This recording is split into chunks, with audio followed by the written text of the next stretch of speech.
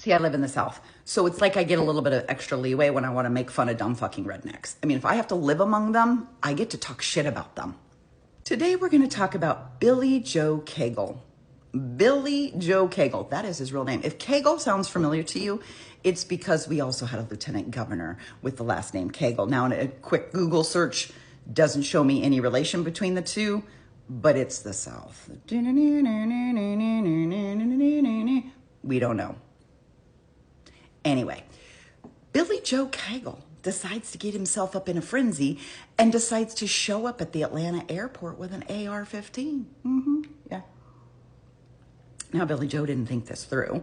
Hartsfield-Jackson Airport is the busiest airport in the world, which means it's also the most monitored airport in the world.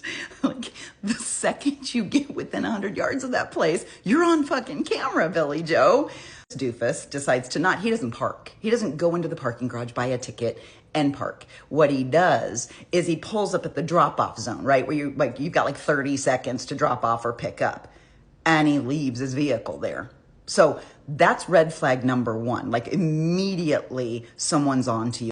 Billy Joe gets out of the truck. Apparently he left his AR-15 in the truck, but he goes in, he's scoping out the place, he's walking around.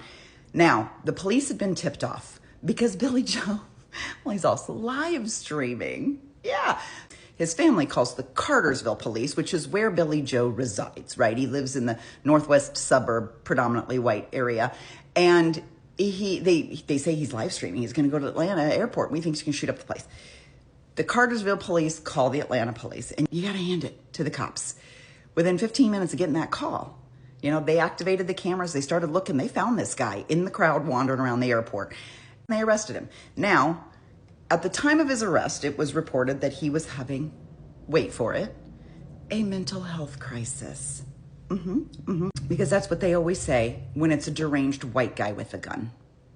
Had Billy Joe Kagle been black or brown or Asian or anything other than lily white, every single news report, it would have been nationwide news, and it would have been a terror attack. He would have been a terrorist. He would have been Antifa. He would have been a Hamas-loving terrorist.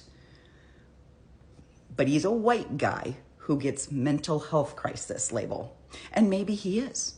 Maybe he is having a mental health crisis. And maybe it is time we talk about this extremely rare thing that's happening, where it just happens to be so coincidental that every single fucking mediocre white guy with a gun is suddenly going through a mental health crisis. We need to address it. Maybe we need to fund it. Guess what? Once upon a time, there was a law against it. People who were diagnosed with mental health issues weren't allowed to buy guns. It was part of the red flag laws. It was a federal law. But you'll never guess who overturned that law. In the first week of his first administration, Cheeto Von Pussyneck overturned that law.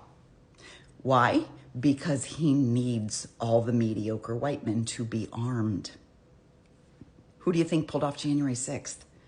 And while I'm talking about racial inequality, let's just say this. The one thing about this story that really warms my heart is if you watch the videos, you watch the body cams, there's nothing that I enjoy more than watching a big old flabby, dickless, deranged white guy thrown to the ground by 4 black police officers.